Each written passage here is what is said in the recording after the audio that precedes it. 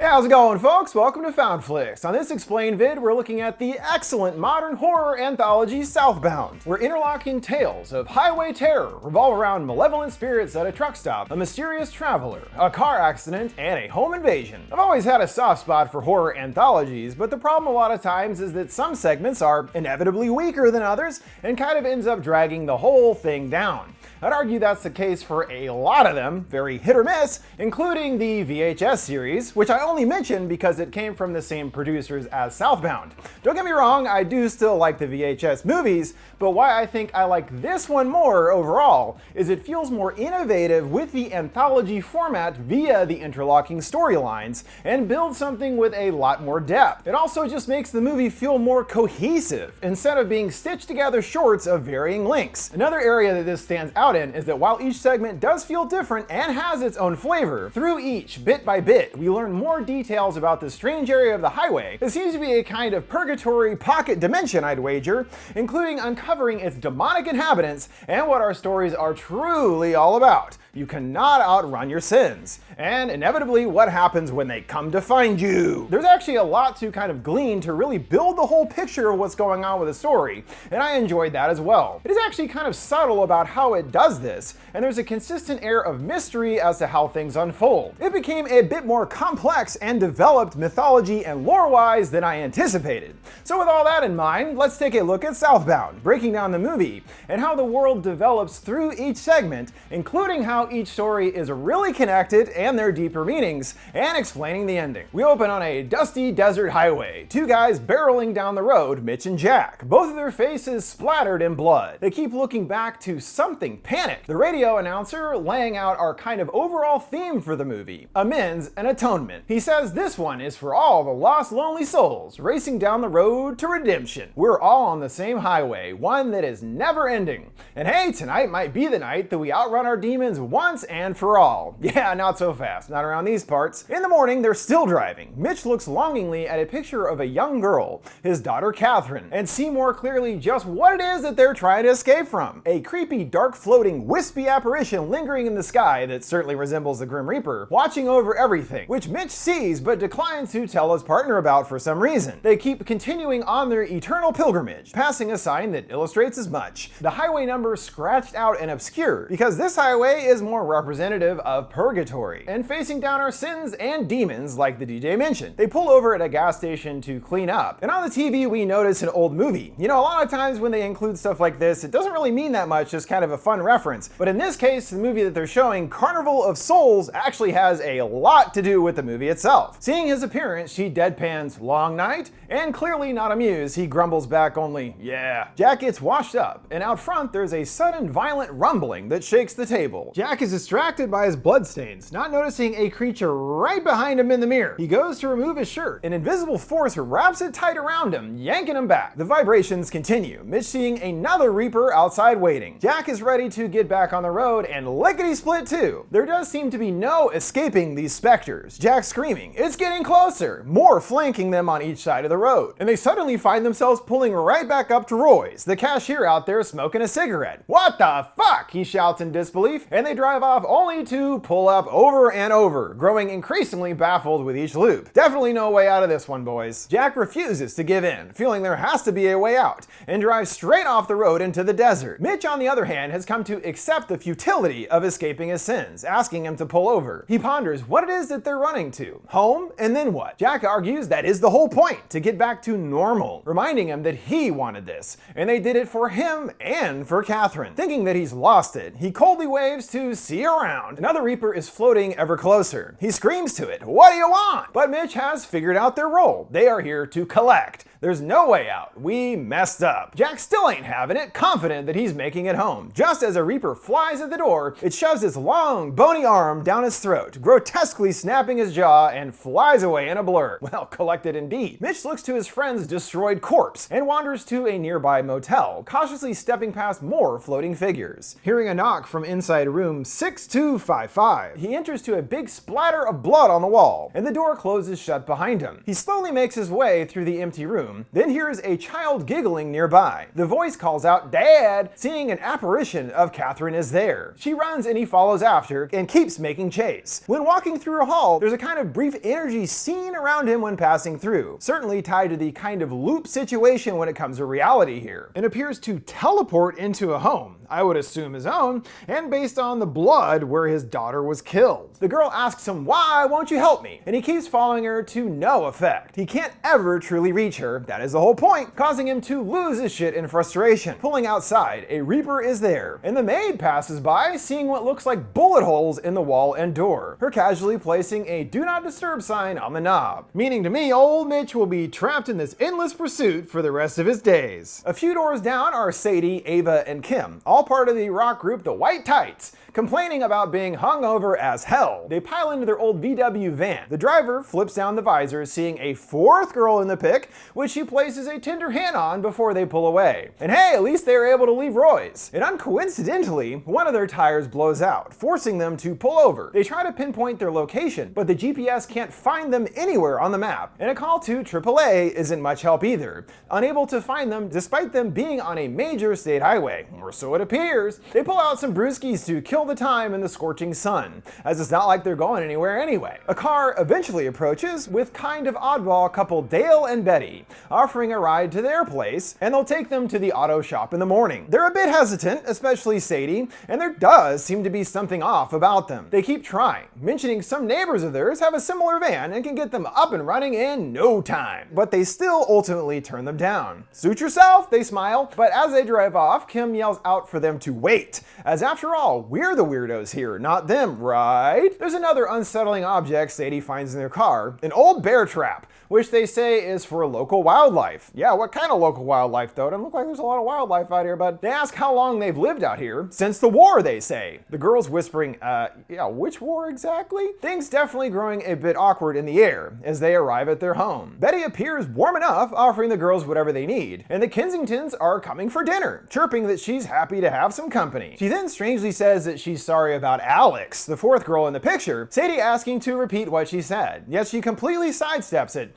only bringing up dinner, and excuses herself. Well, that's certainly strange. And there's more evidence that something is definitely off with the couple, noting that they don't seem old, but act like they're from the 50s, and the decor around the place isn't exactly screaming modern, that's for sure. They all sit down for dinner with the Kensingtons and their weird giant twin boys, beaming about how lucky they are to have access to the old world recipes. How old exactly are we talking here? They inquire about the sons, and Ray explains that they're actually adopted, calling it a long, sad story, but does not elaborate further. As some quite odd and burnt-looking food is doled out, they join hands to give grace, which is pretty over the top. Ray going on about offering ourselves to you, for you are the master. They're told the food is apparently a roast, but that does not look like any roast that I've ever seen. And luckily for Sadie, she doesn't eat meat. They tell her it's okay, she doesn't have to eat it. Meanwhile, the other two are loving it, scarfing it down and calling it delicious. Again, bringing up there being 4 of them, and avoid it again by slamming down on the table, being told enough. Okay then, I mean, you guys keep bringing her up, all I'm saying. Sadie continues voicing her concerns, but Kat tells her to stop complaining. They have a roof over their head and free dinner, asking what is the big deal. She says that it's because they have a show tomorrow and that they are stuck at a house in the middle of nowhere by a road that apparently doesn't exist,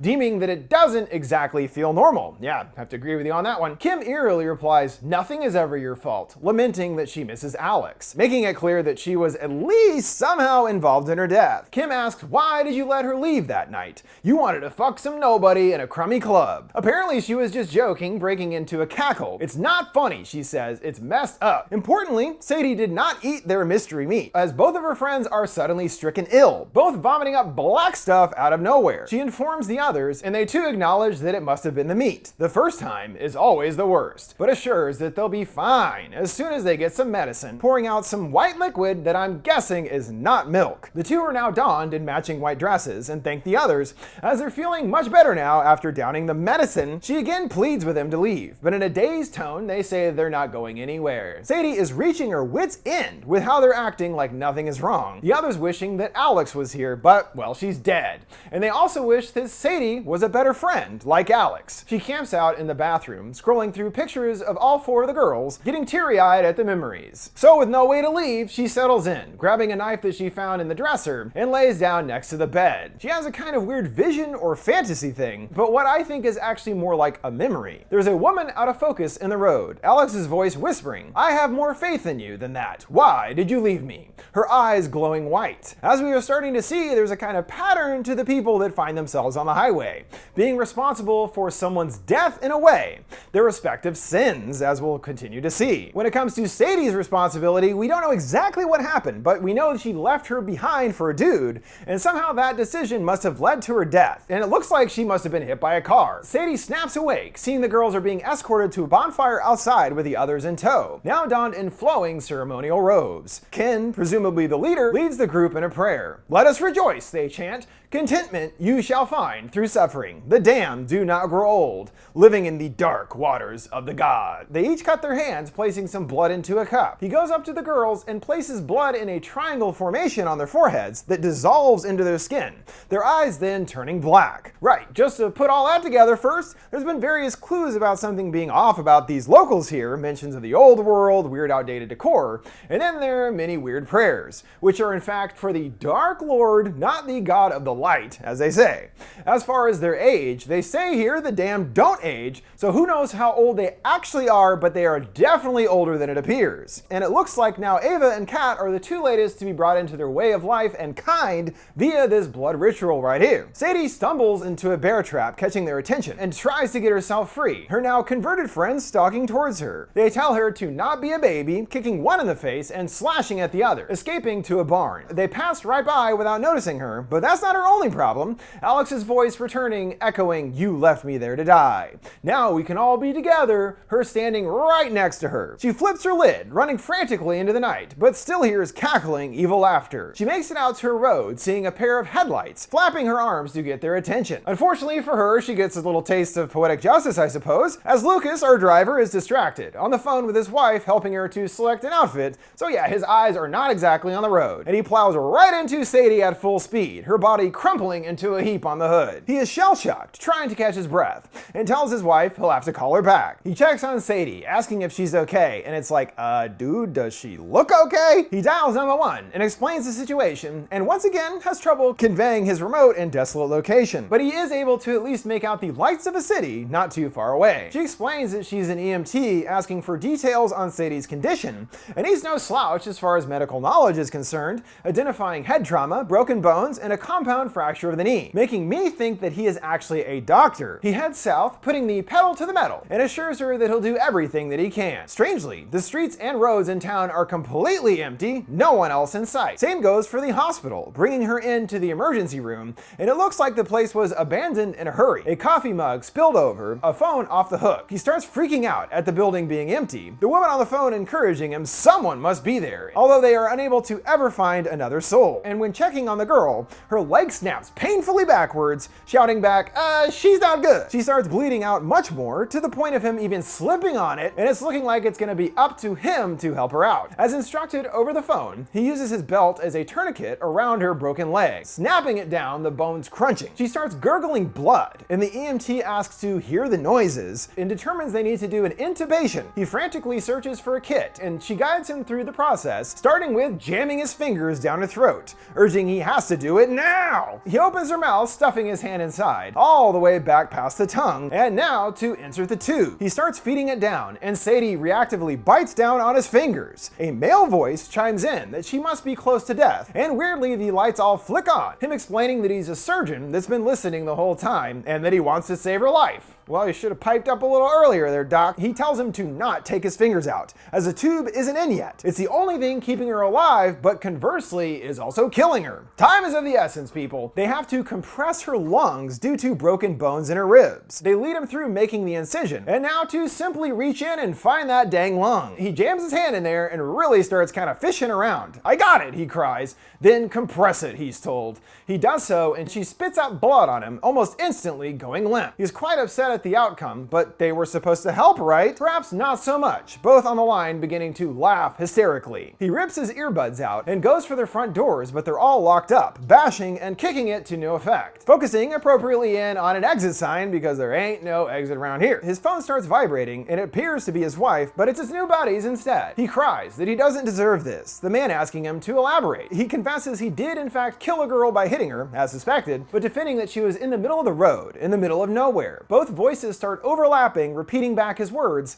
and the doc tells him it's okay. It doesn't have to be your fault. Go, be with your wife. He's taken aback. I can just leave? Yep, sure. But make sure to check out the locker room first. There's a fresh shirt waiting for him, and he cleans himself up trying to regain his composure. Now he is able to stroll right out the front door, and even finds a key fob that works for another nearby not messed up ride. He asks the voices, does he need to worry about what happened here? But they promise, no, he was never here, telling him to hang up now. He passes by a bar called The Trap, seeing the supposed EMT he was speaking to is there on a payphone, wishing him good night. So it seems like in this case, it's not actually this guy's fault in a sense, so they grant him a pardon. Sure seems like that. Sure, in some ways you could construe what he did as being bad. I mean, he should have been paying attention, obviously, but at least he tried everything that he could. He didn't give up or just, relinquish responsibility or anything like that, and so it seems like the people in the town actually do let this guy leave. And we soon learn a bit more about just what the locals are that inhabit the area. The lady Sandy takes a seat and asks for a drink, but bartender Al has a problem. She's left the door open. As we will come to understand, there is actually hidden doors in the town, the ones that are not supposed to be seen by the average human. Thusly, she has effectively left this open, and this allows the gun-toting Danny to bust inside in search of his long-missing sister. He shows them a picture of Jessie, expressing he knows that she's in this town and that he means them no harm. Danny notices a strange tattoo on Al's hand, asking where he got that. Seeing another patron is sporting some pretty gnarly claws. He gores Danny on the back and he blows his hand off in retaliation, the man demonically growling. Danny isn't sure if he can kill him, but he is positive that that at least had to hurt. And it seems what we've got on our hands here is a town full of ancient demons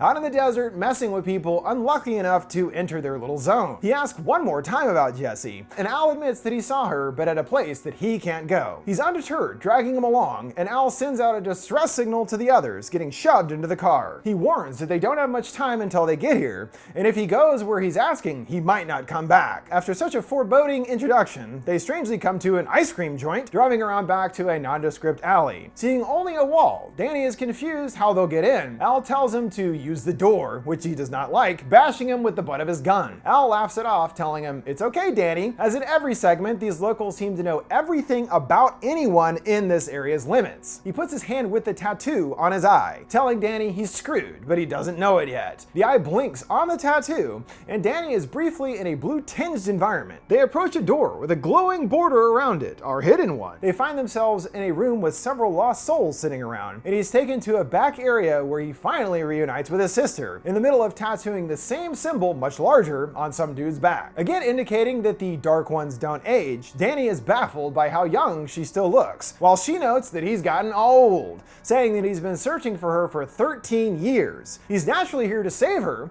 but to his surprise, she does not want to leave. He's not listening. The bartender's starting to laugh at him. He laughs back mockingly and shoots him in the stomach, Al's eyes turning black, and Danny finishes him off, blowing his head to smithereens. He picks up his sis, tossing her over his shoulder to her annoyance, and stuffs her into his car. She calls him an asshole for not listening, but he's okay with that as long as he's able to get her out of here. They're then stopped in their tracks by what looks like the road ending out of nowhere. Jessie poses him with a choice. If he keeps going off the road, it's on him, as it's dangerous out there for humans. His decision is clear, screeching into gear across the dirt, the view becoming completely obscured by a kind of green aura that turns red. Jessie then changes her tune, now telling him that he can't stop or else he's done for, but he's still resistant, slamming on the brakes to catch his breath. She reiterates that it's dangerous out here for him, it's for people like her, and spills the beans on a tragic family tale. When they were children, both of their parents were killed, and asks him, did he really never think that it was her fault? He's confused, telling her that she can't blame herself for what happened, but she admits that she killed them because she wanted to, and now she's here because she wants to be. The place found her, and she loves it here. So again, she did something bad, people are dead, but instead of trying to reconcile, she just decides to stick with it. I'll just be a demon, sure. The window shatters, and a bunch of naked, white-skinned dudes drag him out of the car. She sighs. He should have let her go. Him crying, he just wanted to save her as she pulls away, leaving the guys grabbing shouting at him, Danny screaming in terror. Well, should've listened, I guess. As she drives off, another creature is seen in the moonlight overseeing everything as usual. Back at the ice cream place, Jessie re-enters the secret door, witnessed by a young girl, Jim. She and her family are off for one last weekend together before she is off to college. And they sure picked one heck of a place to spend the night,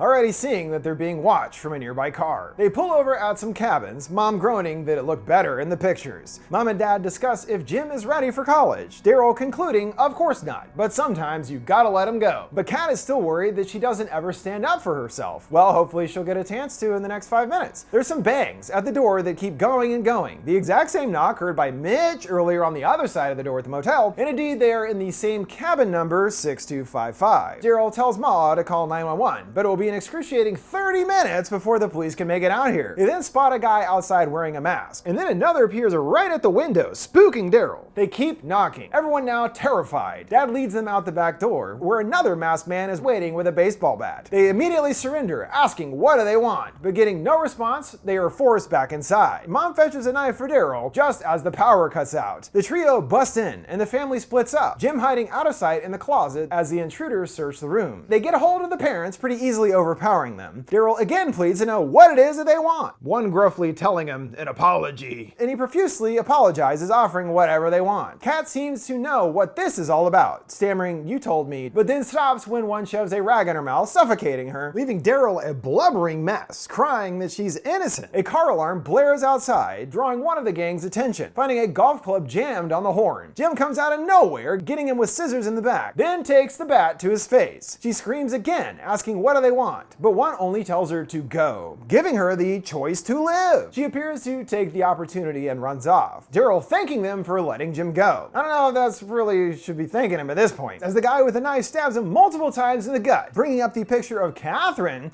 now knowing exactly who our attackers are. Daryl getting weaker and fades away. To make things abundantly clear, they remove their masks, and it's Mitch and Jack from our opening segment. Jim makes another surprise attack and gets Jack with a kick to the face, but her retaliation is short-lived, seething, "We let you go," and he starts choking her. She jabs him with a corkscrew and comes out to the main room to both her parents dead. This time, Mitch gets the jump on her and gets her with the knife, and well, that's it. Once again, you were given the choice to flee and live, and since you didn't, this is her unfortunate fate. It's not so easy for the guys either, as the whole point was to get revenge for somehow the dad killing Catherine, but then they also ended up killing the mom and Jim as well. So they've got blood on their hands too, sins everywhere, man. The guys don't feel great about it either, lamenting, "What have we done?" The third guy hears rumbling, and the earth starts to crack open. Jim's shirt starts poking to a point, and a shadow creature emerges from her body, followed by more spawning from her parents as well. The sinkhole keeps getting bigger, and it's chock full of the Reapers, a sea of pointy tentacles reaching out. One wraps around the third guy, followed by several more, and he is swallowed into the earth. They leap over the holes to get to their truck, and struggle to get it going as the road breaks away, coming right towards them. He's able to turn it over just in time to outrun the crumbling, and a Reaper launches itself at the hood. Mitch horrified, asking, "What the fuck is that thing?" It gets to its feet, so to speak, and Jack slams right into it, and keeps going for now at least. Again, Jack saying, "Let's go home," picking up back where we started in this whole crazy kind of loop thing going on here. Our final moments being them arriving at Roy's, and we all know where things went from there. Just to kind of tie everything together, this particular town on a stretch of highway in the middle of nowhere seems to be a kind of pocket universe, but it does also seem like a real place, as Danny is able to eventually track it down after years of searching, like he came from the real world to the town. Once you enter the city limits though, reality is no longer to be trusted, as we saw in many various ways, and it seems the entire point of the town is to judge anyone unlucky enough to enter. They are forced to face their past sins and mistakes, as we saw in each of our segments, and the town knows everything about them and their histories. It doesn't seem to be too easy to actually win this little journey of self-reflection, that is, except for Lucas. Most otherwise end up trapped in an eternal loop of pain, or just dead. As for the locals, they're all ancient demons that just kind of drift around and play parts in these roads to redemption. You also can get enlisted like the girls and become a demon yourself. However, it really seems the Reapers are the ones pulling the strings here, as we saw with Jim and her family. When they were killed by another human, this caused them to be reborn as Reapers, now collecting souls along with the others and playing their part in the whole grander scheme of what's going on here. Well, that about wraps it up for this explain video for Southbound. And oddly enough, for all you VHS fans out there, there is a fourth entry 3 currently in the works, and it sounds like they might have learned a thing or two from Southbound, as it too is said to feature interlocking stories. So that should be cool. It'll at least be better than VHS 3, I'm sure about that. Don't forget, before we go, you can send me requests for any movies or TV shows you'd like to see me explain by sending them my way on any of my social media accounts at FoundFlix. What did you guys think of Southbound and its ending? What is your favorite horror anthology flick? Let me know your thoughts down in the comments below. Make sure to like, subscribe, and follow. Thanks for watching FoundFlix. See you next time.